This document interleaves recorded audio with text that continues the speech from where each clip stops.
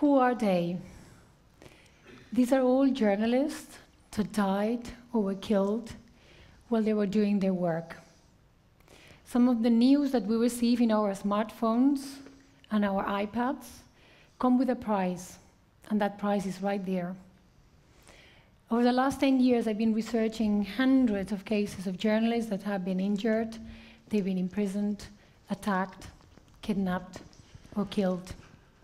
Most of them were local journalists, and they were uncovering corruption and human rights abuses, and some of them were covering conflicts like Somalia, Pakistan, Iraq, Mexico. Something has changed during these 10 years. I've seen how things have gone from bad to worse. How many journalists would you say have been killed over the last 5 years alone? Would you say 50, 100? Well, it's more than 300. And these are just the journalists that we know, that we can confirm that they were killed because of their work. And I'm going to ask you, how many of you would be willing to put your life at risk because of your work? Here in front you have Guy Martin. He's a professional journalist. And he had been covering the Arab Spring for months until he had a very close call in April 2011 in Misrata in Libya. And he was seriously injured in a mortar attack that killed 2 other extraordinary photographers, Tim Hetherington and Chris Hondros. It was a little bit of a miracle that Guy survived that attack. So what was he doing there? Guy, like Tim, like Chris, like many others, were there to tell us what was happening there, to tell us how the lives of ordinary people like you and me completely changed forever because of the revolution. Guy survived that attack, and he's recovered now. It's taken him quite a long time. And he's back to work, but he told me he's not going back to a war. Now, he took this picture weeks before he was injured. And you're going to tell me, well, that comes with the job, and it's true. Reporting conflict is a risky business.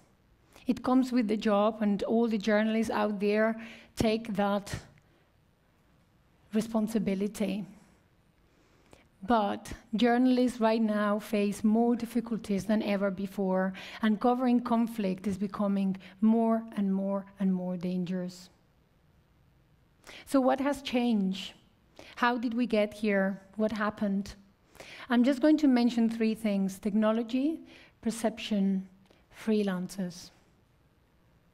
The same technology that is allowing journalists to do their reporting is being used against them. And every new tool, it's also used as an advantage for those that are against press freedom. And I'm going to give you an example. Journalists now, they can have their equipment in their backpacks. They don't need technicians, they don't need engineers to travel with them.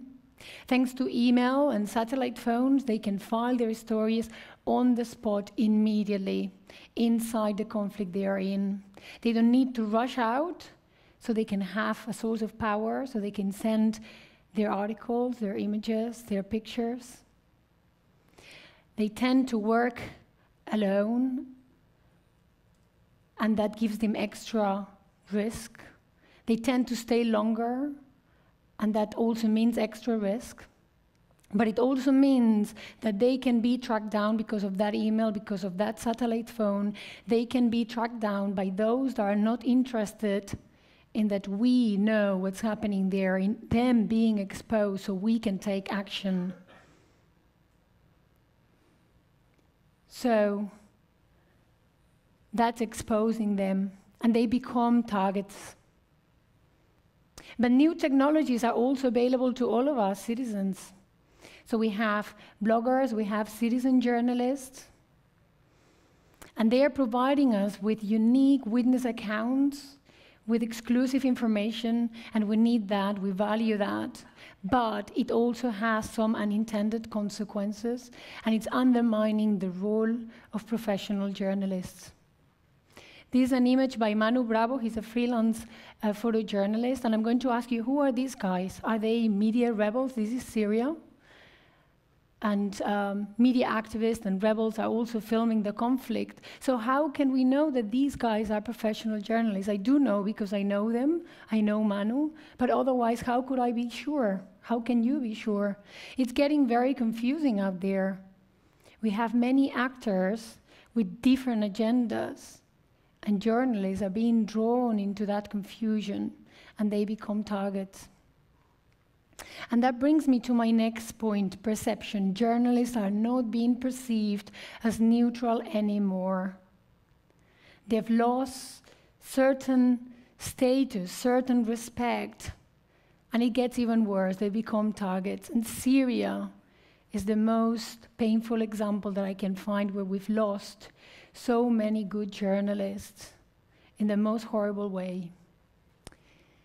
Many of us would argue that these started to change with Iraq and Afghanistan and embedded journalists.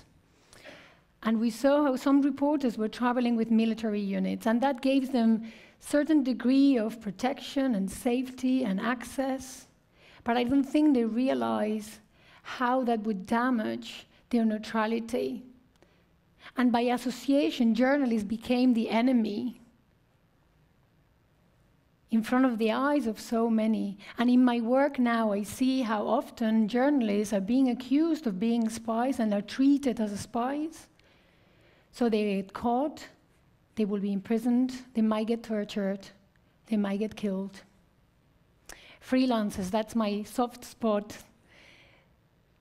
Budget cuts have meant that we have less international correspondents with staff positions.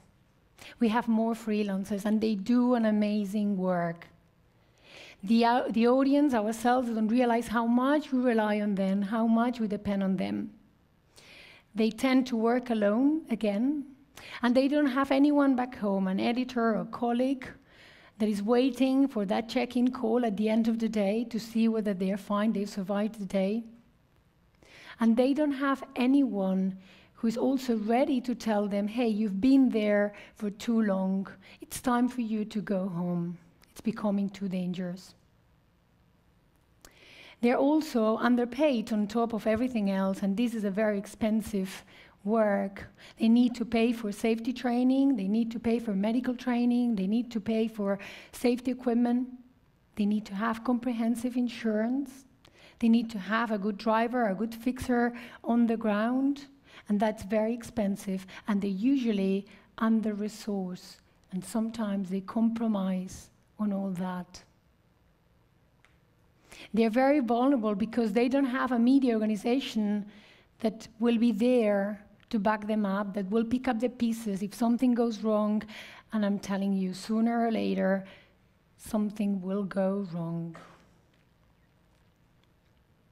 Again, this is Narciso Contreras. He's a Mexican freelancer, and these two guys are also freelancers. So, hey, not like a regular day at the office, I would say. It's getting harder and harder.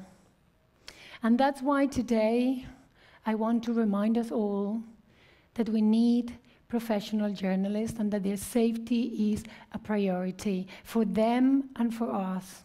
Because we live in this society where information has become this 24/7 background noise, and we need journalists to help us to understand our reality so we can make sense of our world, we can make informed decisions, and that's our right, and I believe that's our obligation. That's why today I want to go back to the core values of journalism: honesty, criteria, credibility, veracity, professionalism, context, ethics, balance, fairness, accuracy. Are we ready to give up on any of those? I don't think we can afford that. I don't think we can afford that. So if we cannot afford that, it means we need professional journalists, and we need them to work in safety, because their freedom to work in safety is our freedom, because their freedom is our freedom. Thank you. Yes.